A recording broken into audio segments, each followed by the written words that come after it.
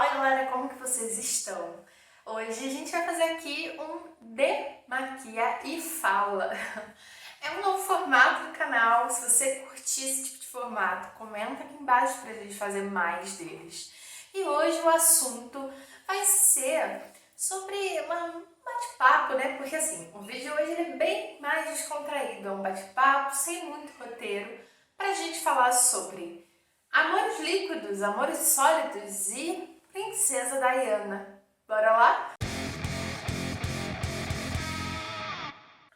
Eu vou começar demaquilando aqui. Eu tô usando, não sei se vai focar porque eu não tenho câmera de blogueira, meninas. Eu tô usando o Cleansing Oil da Body Shop de camomila. É a melhor coisa pra demaquilar, eu não consigo lidar muito com lencinhos e nada disso. E pra gente começar o nosso bate-papo, eu quero falar um pouquinho sobre essa questão aí do amor líquido, né? Da onde que vem essa ideia de amor líquido? A gente já falou um pouquinho sobre isso aqui no canal. Não exatamente sobre amor líquido, mas sobre modernidade líquida e relações sociais nessa modernidade líquida. Se você não assistiu esse vídeo, tá muito legal, clica aqui para você assistir. Esse conceito ele vem do sociólogo polonês Zygmunt Bauman, que faz uma análise da sociedade moderna pós grandes revoluções tecnológicas, após a internet, após a globalização. Esse sociólogo ele traz uma análise que diz que as nossas relações elas estão mais efêmeras. As nossas relações passaram a ser mais líquidas, elas mudam com mais facilidade. É como se nós não soubéssemos mais lidar com o conflito. Ao passar que a gente encontra conflitos nas nossas relações, nós mudamos de relação, nós nos cansamos rapidamente daquela e buscamos por outras. No vídeo que eu já fiz aqui no canal, eu explico como que as relações sociais no geral na modernidade líquida passam a acontecer segundo a lógica do consumo. Se eu gosto desse demaquilante, eu uso esse demaquilante e compro, e a partir do momento que ele não me atende mais, eu descarto. E as nossas relações sociais e o amor passariam a acontecer segundo essa lógica. E aí o Bauman vai vir trazendo, né, vai vir falando que os relacionamentos sólidos que aconteciam no período da modernidade sólida, que a gente pode dizer aí, até mais ou menos no final dos anos 80, né, que é quando a tecnologia começa a mudar muito mais a nossa vida. Não que ela não tenha mudado antes, mas é na época que as tradições eram muito mais rígidas e as mudanças sociais aconteciam com muito menos velocidade. Essas relações sólidas, elas seriam mais complexas, mais duradouras, os nossos relacionamentos não acabariam com tanta facilidade, assim como acontece na modernidade líquida. E ele, de certa forma, por mais que ele não faça exatamente um juízo de valor, o Bauman é um senhor de idade, velhinho, né? Já faleceu. E ele dá uma valorizada maior para essas relações sólidas. Ele fala como que fazer amigos, os amigos que ele tinha e tudo mais, eram amigos muito mais duradouros, os relacionamentos, o próprio casamento como instituição era uma questão mais duradoura durante a modernidade sólida, e isso é uma coisa que teria mudado com a modernidade líquida. As nossas relações na modernidade líquida passariam a acontecer com a mesma rapidez em que eu me conecto e eu me desconecto de alguém nas redes sociais. Ele dá muito o exemplo das redes sociais, dos aplicativos de relacionamento, e isso, de certa forma, é visto de forma ruim quando a gente fala de modernidade líquida, de amores líquidos. Normalmente a gente tende a desvalorizar e tratar de uma forma mais romantizada os relacionamentos que aconteciam nessa modernidade sólida. É o clássico viveram felizes para sempre. Aquele casal de velhinhos fofinhos que andam de mãos dadas e estão vivos. Claro que eles estão vivos. Que eles estão juntos há mais de 50 anos, por exemplo. Já lavei meu rosto com sabonete e agora vamos ao próximo passo. Vou fazer uma mágica aqui com vocês, tá? Sintam-se prestigiadas, porque fazer mágica ultimamente tem sido raro aqui em casa. E The Crown, da Netflix, tem tudo a ver com essa questão de amores sólidos e amores líquidos. The Crown que conta a história, né, da família real, mas das relações da família real, claro, a partir da rainha Elizabeth II, que é Betinha, né, que está no trono atualmente. Oh, really? Please. E The Crown é muito interessante porque ela vai mostrar como a família real funciona em moldes de relacionamento que vigoram há mais de 2, 3 séculos. Ideias como divórcio ser algo completamente desprezível do ponto de vista da família real, da igreja, da busca por pessoas para compor a família real oficialmente, que se encaixem em padrões de pureza, de recato, de valorização dos valores tradicionais. Mesmo hoje, em que esses valores, valorizados pela família real e ditos como tradicionais, já não são mais válidos há muito tempo. Eu não pretendo falar muito sobre as tretas atuais da família real, até porque eu não estou tão por dentro assim. Eu estou por dentro só do que The Crown passou e de alguns documentários além disso que eu assisti até mesmo para conversar com vocês nesse vídeo. Ah, gente, desculpa, a máscara que eu tô fazendo é uma máscara da Kiehl's de semente de cranberry e turmeric. Eu não sei o que é isso. Essa daqui, meninas, não sei se estou ficando.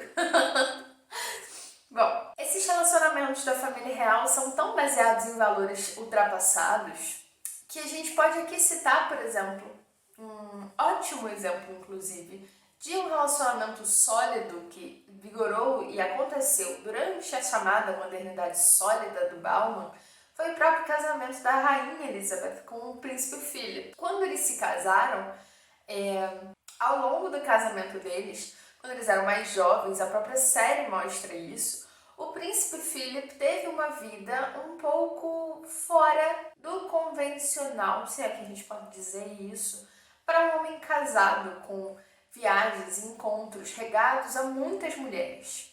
A rainha Elizabeth, ela sabia disso e ela lidou com isso de uma forma que, tipo, ok, você teve esses casos fora do casamento, isso faz parte do casamento, nós vamos relevar, eu não vou me divorciar de você, até porque isso é inaceitável para a sociedade atual e também inaceitável para uma rainha. E nós vamos combinar aqui que você não vai mais fazer isso e o nosso casamento vai continuar muito bem. E hoje parece que está muito bem. A grande questão é que isso era tolerado em relacionamentos vistos e ditos sólidos e duradouros durante esse período de modernidade sólida.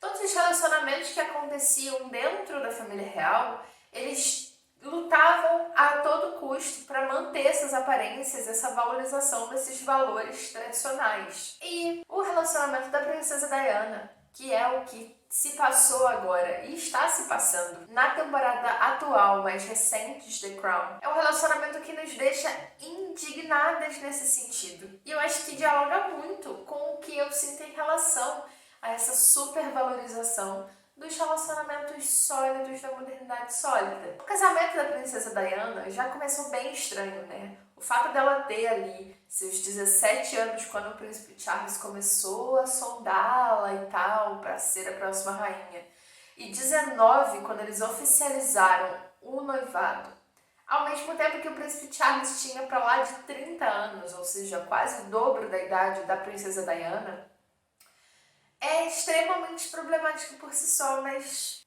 não vou entrar nessa polêmica aqui hoje. A grande questão é que, além dela entrar para a família real, que já é cheia de protocolos e burocracias, e só isso já é estressante, depois que ela se casou, ela descobriu que o príncipe Charles tinha uma amante, que era ela, a Camila, a amante, o grande amor da vida do príncipe Charles, se a gente pode falar dessa forma. Só que ela só descobriu isso durante a lua de mel. Ela já passou a lua de mel brigando com ele, chorando e mal por causa da existência da Camila, do relacionamento dos dois. O príncipe Charles, até o nascimento do segundo filho, ele até fez algumas tentativas de não se aproximar ou não deixar muito claro para a princesa Diana que ele tinha uma amante e que na realidade ele não a amava e sim sempre amou a amante. Mas depois do nascimento do segundo filho, e isso eu vi no próprio documentário da princesa Diana, sobre as palavras dela, depois do nascimento do segundo filho deles, isso acabou. O príncipe Charles não se preocupou mais em manter as aparências para ela e já era muito claro que ele se encontrava com a Camila em outras casas, em uma das 1000 palácios que a rainha e a família real tem. A princesa Diana viveu essa vida num casamento completamente infeliz e abusivo, porque ele tinha ciúmes da imagem dela, ele não gostava que ela chamasse mais atenção que ele. E ela sofria vários abusos morais por parte do príncipe Charles.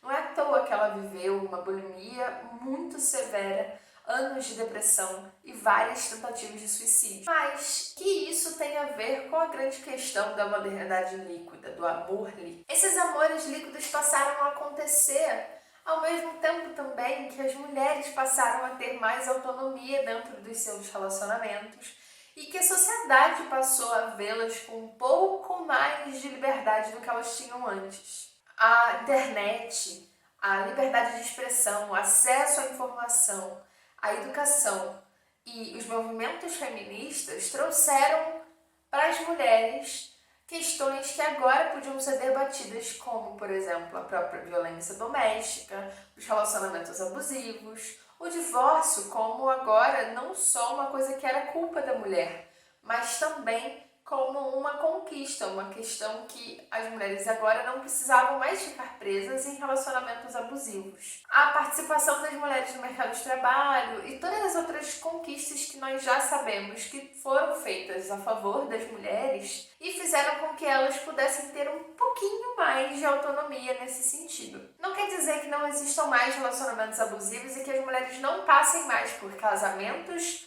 problemáticos ou relações no geral cercadas de violência. Infelizmente não, isso ainda acontece demais, só que agora é um pouco mais desprezado pela sociedade. Antigamente isso não era visto dessa forma.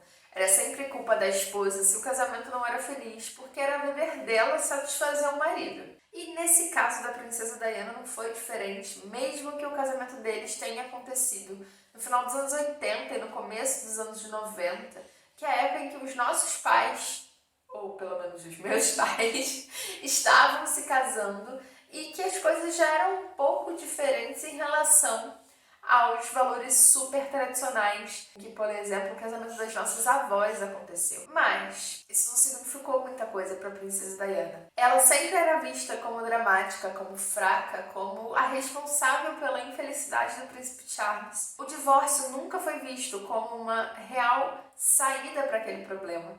Isso só aconteceu quando a situação se tornou absurdamente insustentável, principalmente para o príncipe Charles, que, era quem contava nessa equação. Vou tirar a máscara, já deu o tempo, 10 minutos, e já volto aqui com vocês. Oi meninas, tudo bom? Então, hoje eu substituí minha mãe e agora quem vai fazer o Aqui Fala sou eu. Porque ela bobeou, dançou e eu peguei a cadeira dela. Ai, eu sou muito fofinha. Então, a gente pode falar o seguinte, essa história toda, né? Princesa Diana e tudo mais. Relacionamentos sólidos podiam até ser mais duradouros. Mas é romantizar muito dizer que os amores de antigamente duravam mais e tudo mais, porque na prática o amor ele não era o mais relevante para manter o casamento vivo, e sim as estruturas de uma sociedade que enxergava no casamento um alicerce da família, que não permitia o divórcio e não dava voz para as mulheres que eram oprimidas nessas relações. Eu não estou dizendo que o relacionamento, o casamento da sua avó foi um relacionamento abusivo. Óbvio que não, gente. Mas a gente tem que pensar sempre, nosso mantra é que experiências individuais não representam um todo o tempo inteiro. No caso das mulheres, mesmo que existissem relações com amor de fato, a opressão à mulher dentro do casamento sempre foi uma realidade.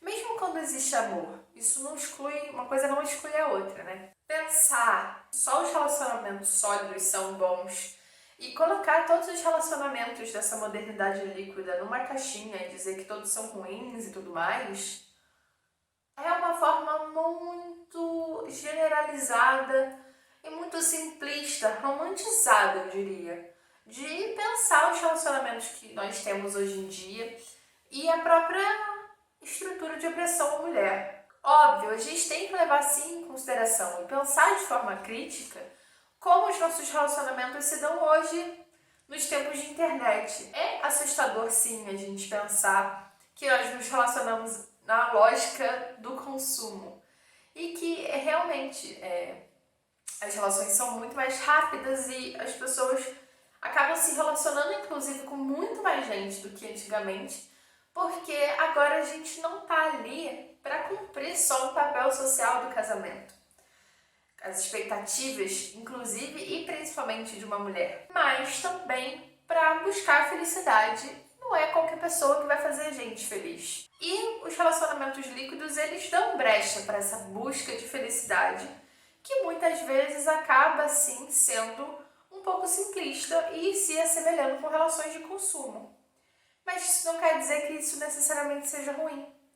Os amores líquidos também vão significar uma autonomia maior das mulheres e o poder delas de realmente poder escolher o parceiro e dizer sim ou não para os problemas que elas enfrentam dentro dos relacionamentos. Para que essas mulheres, e nós mulheres hoje em dia, não passemos por relações como a da princesa Diana, que foi uma relação tóxica, mas que ela não podia acabar porque ela ainda estava presa em valores do século passado. O que vocês acham disso? Comentem aqui embaixo, pensem assim, eu estou problematizando demais, acontece às vezes. Mas é uma questão que eu sempre me incomodei um pouco. Da gente colocar todos os relacionamentos, amores líquidos, num pacotinho e dizer que todos são efêmeros, frágeis, ruins, que vão acabar logo, porque não necessariamente. Eu não vou entrar aqui em méritos se dizer que se eu acredito ou não em amor para a vida inteira e tudo mais, porque cada pessoa é uma pessoa diferente, nós mudamos ao longo da vida e os relacionamentos também. Então, cada um pode pensar de forma diferente, não tem problema em relação a isso. Mas é pensar também de forma estrutural. O que o avanço nesses relacionamentos modernos, de troca de parceiros e busca por felicidade, também significa e reflete no sentido de pensar a própria autonomia da mulher dentro dessas relações. O que antes era o único destino da mulher, segundo Simone de Beauvoir, o casamento, agora talvez a gente tenha sim um pouco mais de autonomia para decidir os nossos parceiros e inclusive decidir se a gente quer casar ou não. Só para dar um último parâmetro aqui do que eu usei agora nesse finalzinho, eu usei vitamina C da Mantecorp, usei um Caffeine Solution da The Ordinary para os olhos, porque olheiras, cansaço, a gente tenta, né, dar uma amenizada.